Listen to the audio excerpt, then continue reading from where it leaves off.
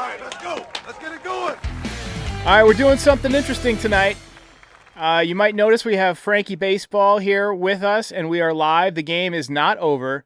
We were getting ready to do a post game, and we were just joking that it sucks to stay up till 1 a.m. for a shutout. But the Yankees managed to scrape a run across. Now it is 1-1 here in the bottom of the ninth. We've got Luke Weaver in. Frankie, how you feeling about our chances? As long as they don't put Devin Williams in, I think I'm going to be okay. But if it's Weaver, I'll be fine. But yeah, the Yankees making it interesting here in Seattle, and it'd be nice to get after yesterday, in which we had a win that was overshadowed by the terrible Oswaldo injury. Let's hope that this time, let's hope that today we can get a win that is much more satisfying. Gets us out here on a good note. Well, 1 pitch, 1 out from Weaver. Boone will not be around to watch the end of this game. He's watching on TV like the rest of us. He just got tossed.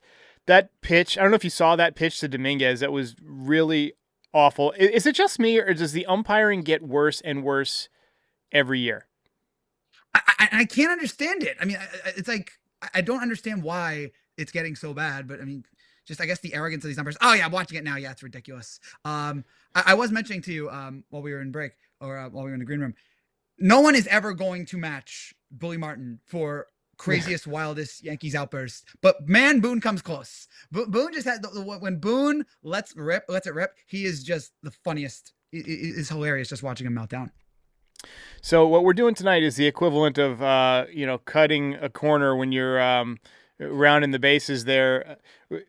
If we waited till the game was over, we don't know if it's going to be extra innings or whatever, and we don't know how late it's going to go. So we wanted to make sure that we got some content in while people were still awake and still interested. So we decided to just go ahead and watch the rest of the game together. We've got the score on the screen. It's 1-1. We will change it, when the outcome happens, and then we'll go through our post-game recap.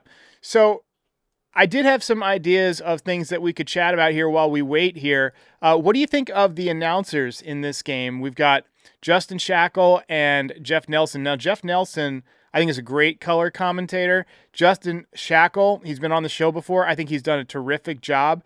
But my favorite part of the whole West Coast swing was Mother's Day, when Jeff Nelson was basically trying to explain to Justin Shackle that he doesn't love his mother because he texted her before. I don't know if you remember this.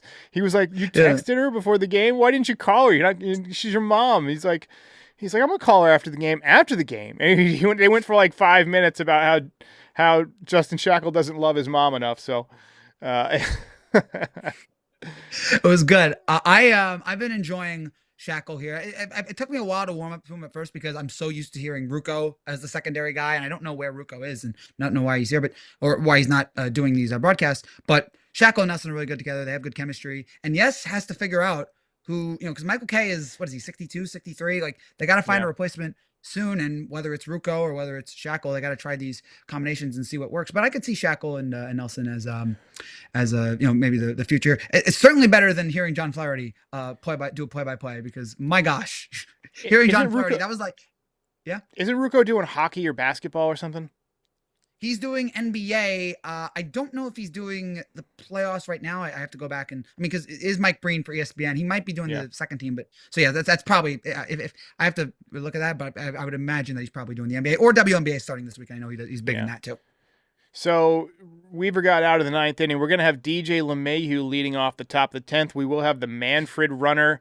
Frankie, how do you feel about the Manfred runner? I feel like it's growing on me a little bit. I used to hate it, but I kind of dig that games don't go 16, 17 innings and blow out your bullpen and stuff anymore. I kind of like it too. And I was like you at first. I was a traditionalist, like, no, it's got to be the way it always has been. But you know what?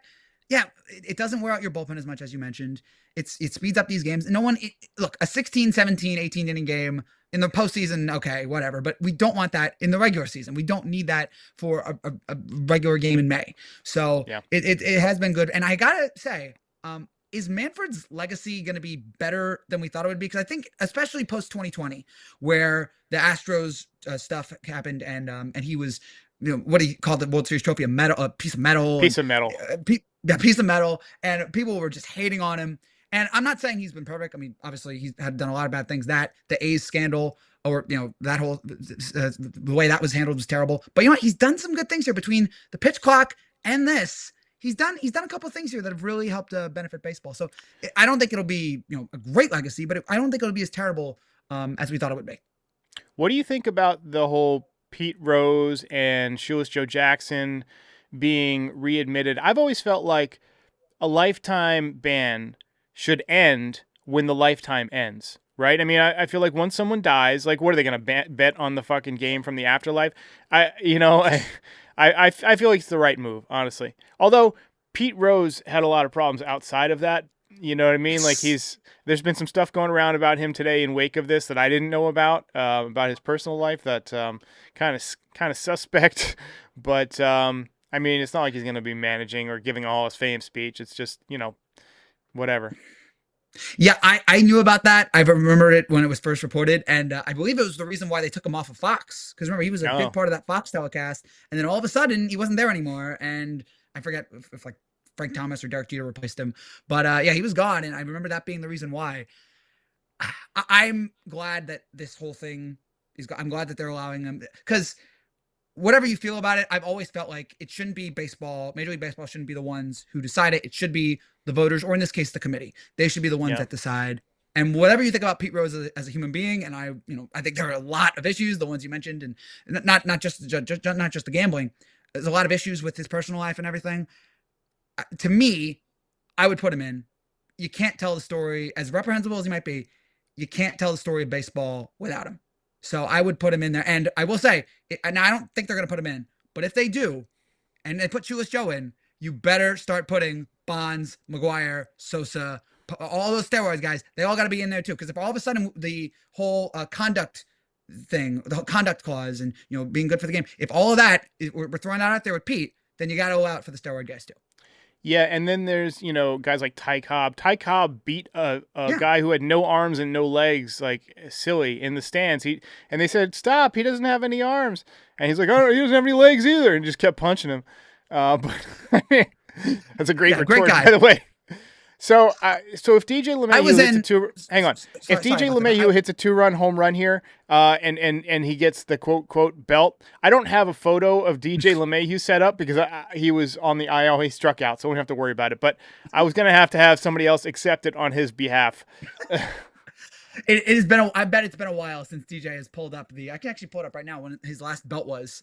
It was last July 31st. Okay, so he's only won the belt 5 times. So this would be number 6. But yeah, it has not been a great last few years here for DJ in terms of winning the belt. But back to what you're saying about the Cooperstown, or about the Hall of Fame. I was in Cooperstown, I think 2-3 years ago, and it was a nice time and all that. But what really annoyed me walking in, and why I had a bad mood the whole time I was there, was walking into the hall and Barry Bonds isn't there. Roger Clemens isn't there. But who is there? Bud freaking Selig, who was the one who was behind this whole thing, who turned it back to the whole thing. He gets a plaque in Cooperstown. But Pete's not in. Barry's not in. I mean, come on. What are we doing? Judge Landis. Look at his track record. He's the like what are we doing here? Like, it's stuff like that. The hypocrisy of baseball that annoys me. And yes, the fact that how many gambling ads do we see for sports telecasts now? It's all the time. Right, they're taking over. Keeping Pete out. Yes. Yeah, I agree 100% with you. So Grisham up, he is 2 for 4 on the day, hitting .296 with a 1.034 OPS. He's basically outperformed Juan Soto, right? I mean, it's crazy. It's the Trent Grisham trade. It has always been the Trent Grisham trade. Simon Looney says, can someone explain why they don't just bunt the runner over and then try for a sac fly? Well, when you're the away team, you play for the win. Like, you play to get 2, right? Because, like, if you just get 1, it's easy for the other team to just do that, like to do the same thing. So you really want to try and get 2 runs here. If the Yankees don't score, you might see the Mariners do that, where the first batter just bunts and then they take 2 cracks at getting a sack, or of getting the runner in. Yeah, it's a good question. Ball down and in to Grisham. I have a question. When was the last time we won a road game in extra innings? It feels like forever. I can't remember the last time we won a game in extra innings. I feel we almost never do. Well, I guess Escara the other day walked off, but I mean, it's very rare. The Yankees are terrible in extra innings. We got Michael Hyde saying "Go M's." I didn't realize there were actual Mariners fans. Like I didn't know they existed. He's also got a Seahawks thing, so Yeah, my brother's a Seahawks fan, and he grew up in New York. That's weird. Yeah, I don't understand how that. Maybe the Giants and Jets were bad at that time. I'm not sure. Yeah. Well, Peraza looked pretty good on defense today, picking it over there. Solid outing. Judge had a tough night, couple of strikeouts. He is on deck. You want the walk here so that you have to pitch to Judge. Oh, and he strikes out swinging. Now you just walk Judge. See, that was a tough at bat for Grisham there. Can't have that here. And Judge, with only one hit today, has seen his batting average drop to 410. What a shame. Yeah. Well, they're going to walk him, so the on-base percentage will continue to climb. He might literally have a 500 on-base percentage this year, or close to it. Just when you think this guy can't get any better, he somehow finds another gear. He's getting older. Like he's getting older, and he's still getting better. You wonder how long it's going to continue. At some point, there's got to be a decline, but he's in great shape. I bet people said that about LeBron as well, and like he kept playing great for 10 more years. So let's hope that's the same for Judge. So I didn't watch a lot of LeBron this year, or of Bronny. Give me the lowdown on those guys, and I'll just kind of keep an eye on the game and jump in case something happens. But what were your takeaways on LeBron and Bronny year one? Bronny actually wasn't. I mean, he didn't play a whole lot, but the times he was out there, he wasn't terrible. I thought he was just going to be a complete disaster. And the first time he was out there, he was, but he slowly got a little bit better with each time. But yeah, I don't think Bronny's going to be, playing for an all-star game. All right.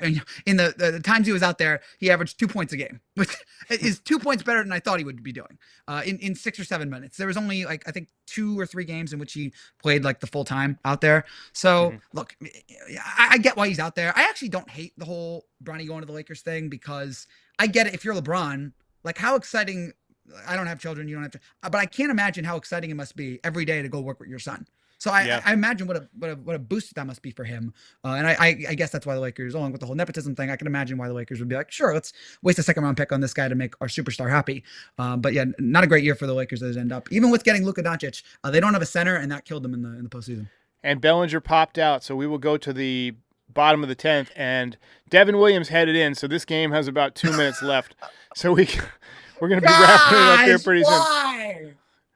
All right, so let's go to some of our other little fun filler questions. So knowing what we know now about Giancarlo Stanton and his health over the past several years, but also what he's done for us in the playoffs, if you could hop into Doc Brown's DeLorean and go back in time and undo that trade, would you do it, or would you let it go forward? I want to hear your answer on this first. I would undo it. I would tell Cashman, I'd say just sign Harper. Harper's going to be better for longer, and he's good in the playoffs too. I would tell him exactly what happened. I would say, hey, here's what you're getting. You're getting a guy who crushes in the playoffs, but is mostly unavailable or ineffective during the season. That's what I agree with you. I agree with that point, and it made me think about that. What do you think happened that made? I am starting to wonder that there was another reason why Brian Cashman wouldn't sign Harper. I like, did something happen? Like, did Bryce Harper piss off Brian Cashman at some meeting? I cannot imagine. Like, this is a great generational player who wants to play for you, and you're just like, you don't even have a meeting. You're just like, nah, we're good. We have 4 outfielders already. We're good. Like, I have a feeling. Is it possible? I could be dead wrong. Is it possible that there was something else that Brian Cashman was upset about? I was reading the book Inside the Empire, I think, by Bob Klappich. And I think that's the one. So if it's 1 a.m, so if I'm wrong on that, forgive me. But basically, the story was that the front office was split on Bryce Harper. Half of the front office wanted him, and half of them didn't. And Cashman was, part of the group that didn't. Right. So, I want feel the like names of the half the people that didn't want him. Like, I want you. Yeah. Why? What do you not want? What do you not like about it? Is it his attitude? Like, what is it? So 0 runs allowed in 5 of Devin Williams' last 6 appearances, but in the other one, he gave up 5 runs. So yes. ERA still at 9.00. Anyway. Yeah, not the best. Not the best start for Devin. So, all right. So, obviously, I think a lot of us would undo the Devin Williams trade. What are some other deals that you wish you could undo that the Yankees have made? I'll give you a couple of my personal favorites. One, Ed Yarnall from Mike Lowell. That was 1998. It was one of Cashman's first deals. Ed Yarnall was on the Marlins, and he was and that's exactly what the Mariners are doing. They're trying to bunt, like that guy said. Ed Yarnall was a pitching prospect who had good numbers in the minor leagues, but didn't really have great stuff. He was kind of like a soft-throwing lefty. And Mike Lowell was a top third base prospect, but the Yankees got Scott Brocious for third base. I mean, yeah, I don't know. Oh, sorry, I'm yawning. It's great. No, this is great. This is great podcasting. 12:43 in the morning. And another bunt, and they make the play, but the runner gets to third. So that one sucked. I don't think I would have signed DJ LeMahieu to that extension. I was kind of against that from the beginning. You were? I was thinking, I mean, it might, if you check the record, I might be a little bit iffy on it because he was coming off a great year, but in my heart, I was like, man, I don't know about this.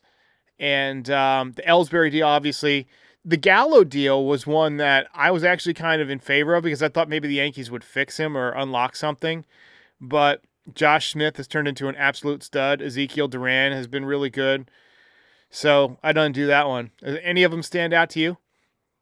I was going to say the Ellsbury one because that was so clearly the Yankees had just lost Cano, and they're like, all right, we got to get someone here. The plan, the 2013 version of Plan B, Jacoby Ellsbury, sure. And they way overpaid him. And I think everyone at the time was like, this is a ridiculous overpay. We don't need to sign him for this many years. And turns out he was terrible. So that's one because it was so obvious. Like the Yankees didn't need to do that. They didn't need to go out there and spend that much money on it. But it was a panic move, and it ended up biting us.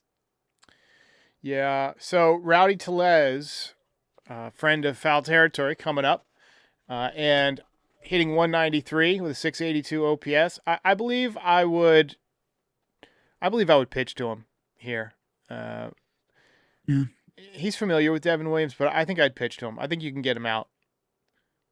And then Tavares is on deck. He's 0 for 2, hitting 224, 561 OPS.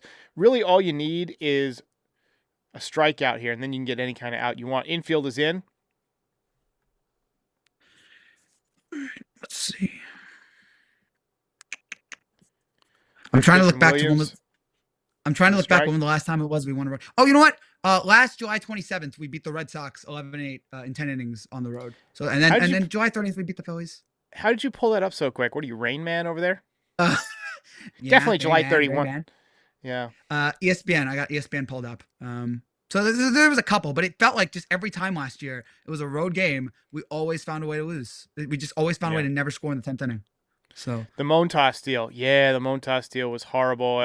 JP Sears, I saw the Montas thing happening. I mean, I was excited that the Yankees were getting something new, but I cautioned about the shoulder problems. This one is popped up to shallow center. Grisham makes the catch. We'll see if the runner tags. He does not. So 2 outs. All right. So come on, Devin. Yeah. So looks like he just needs to get one more out. Having ourselves. I'm glad we decided to cut the corners here. Somebody said it was like leaving a game early. I think it's the opposite. I think it's we're preventing people from leaving early. We're trying to provide a little bit of extra entertainment here as the game winds down.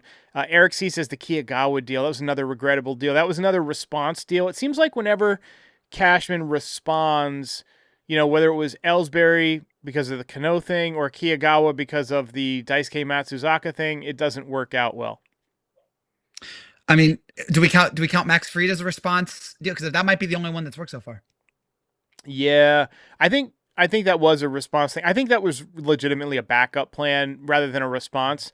I think a lot of times the response is more of like a pivot. It's like, okay, who's available? We missed our guy. We weren't expecting this.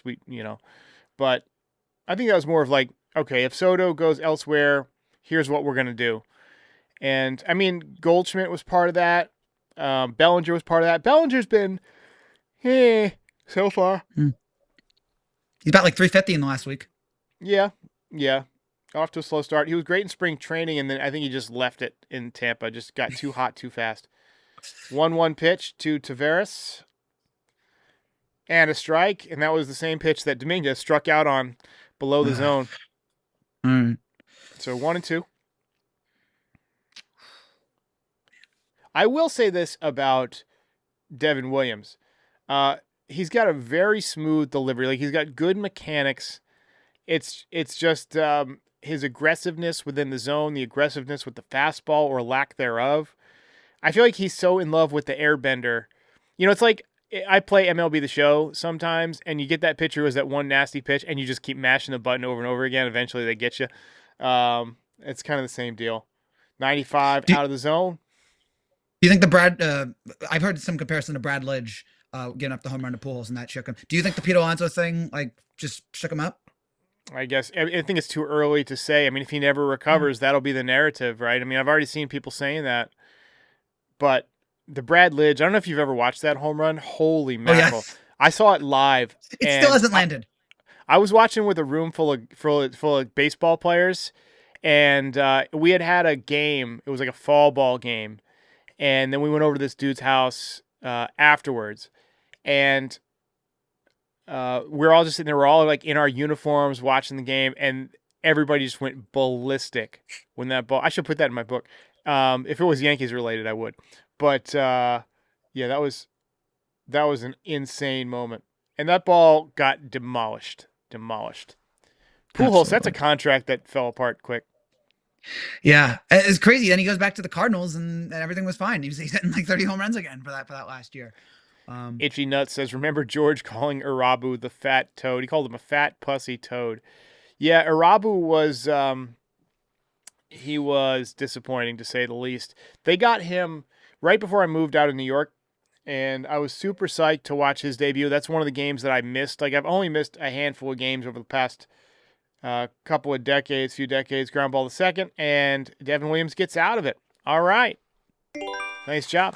Go. But I was so psyched for the Irabu debut, and we were moving, and our house wasn't going to be ready for, I don't know, it was like a few weeks or something like that. And so we went to Alabama, and I was able to catch a couple of the games, but it was before MLB TV. It was before the internet, really. They definitely before the internet in Alabama. It was probably not before the internet, but it was before the internet in Alabama for sure. Or at least in that part of Alabama where my uncle lived. And I had no idea what was happening in the game. I just knew that like it was happening, and I was sitting there, and like I still remember the movie we watched that night. We watched In the Line of Fire with Clint Eastwood, which is a great movie, by the way, and John Malkovich.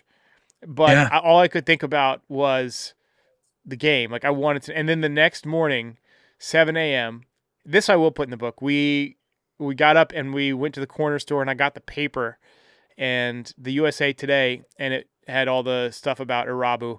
And he pitched pretty well, but that was pretty much the only time he pitched well that year. He got off to a good start in 98, but my phone is ringing. Hang on. I'll be back. All right. All right. Hello, everybody. Let me see if I can pull up the comment section here. We got Terrence. We got Terrence Kem checking in. Terrence, oh, yes. I'm not sure if you're watching, Terrence, but we are live on the stream right now. Terrence, say hi to the world. World, say hi to Terrence. Hello, world. I apologize. Oh, we got Frankie Baseball in there, dude. I just got home. I was like, we're still in extras. I didn't know what we were doing or not. Oh, it's my bad. Hey, call in. We'll get you. You have the link. Call in. I'll put you on the screen. Oh, great. I got you. Pinstripe Territory three-way. Yeah. A little menage a chem. All right, we're gonna. Oh boy.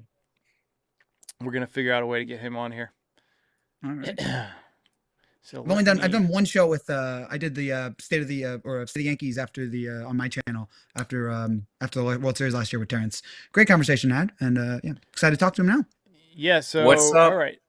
Hey guys, so we're gonna. This is me, but I'm gonna change it over to Terrence real quick. All right. TK. What's up, Terrence? Hello. TK checking in. What's up? How we doing?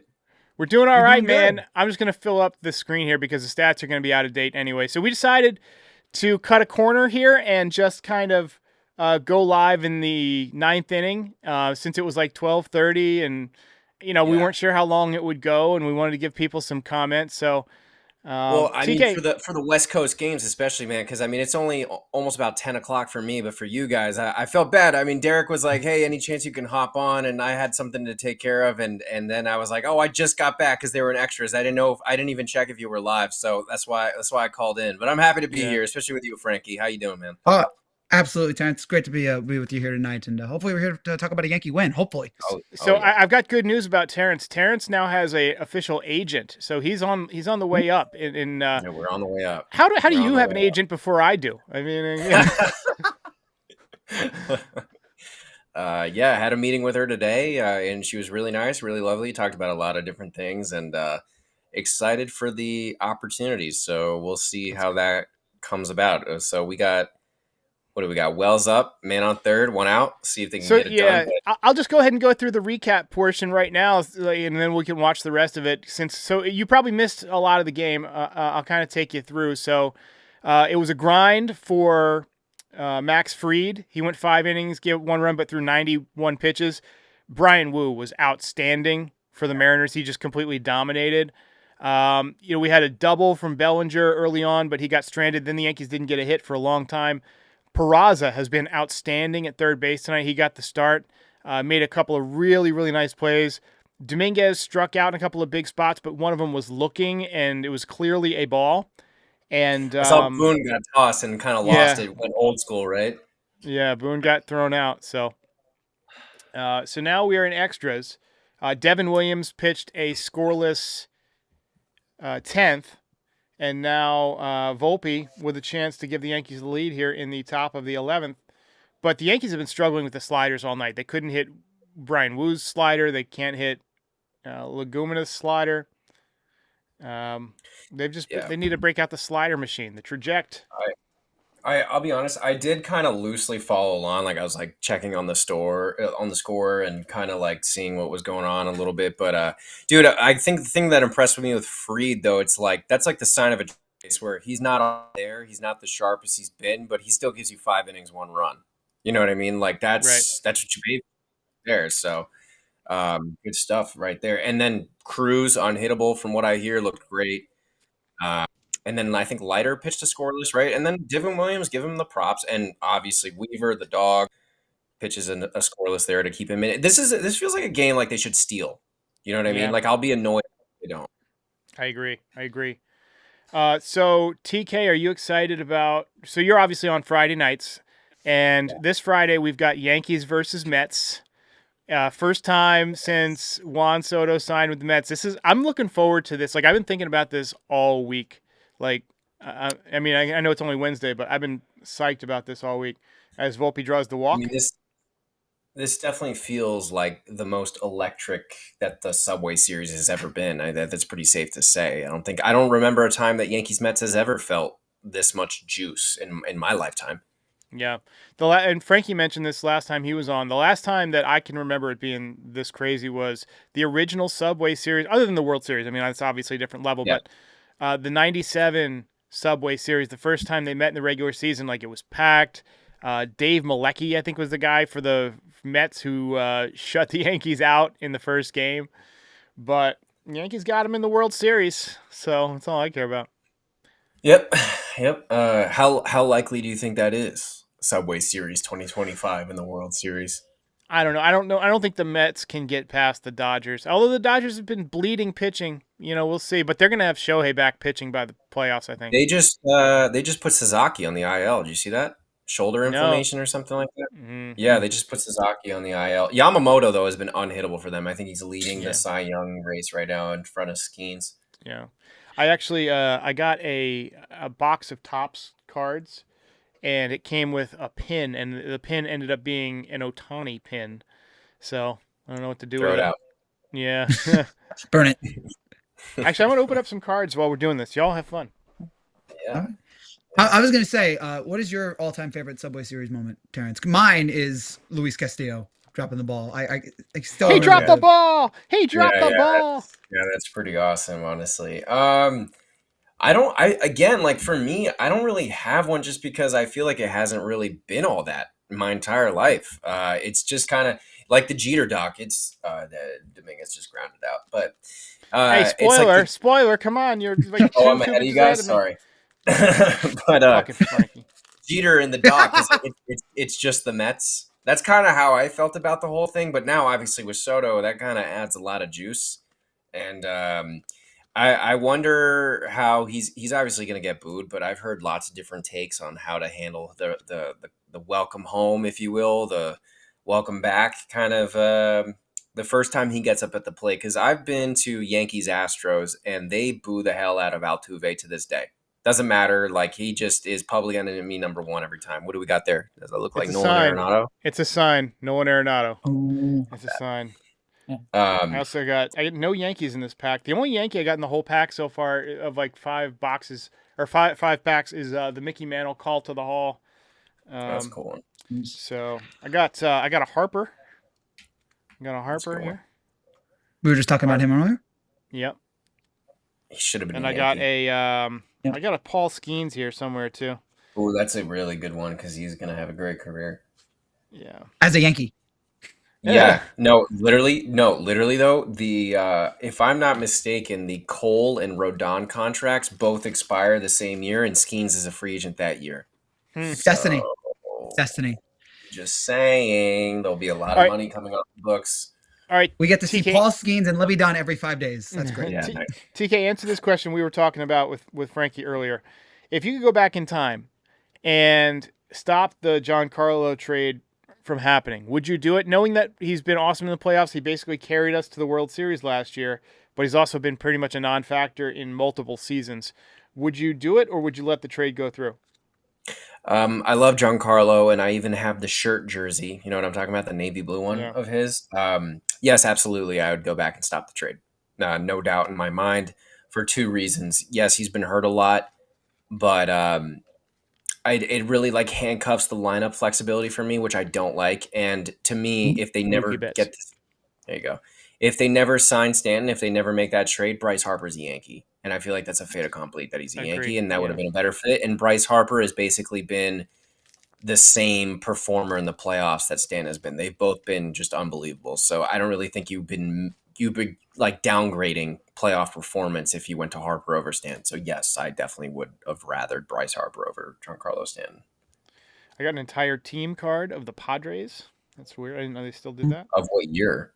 It's just this year's tops or whatever. So last year's team. Right. Right.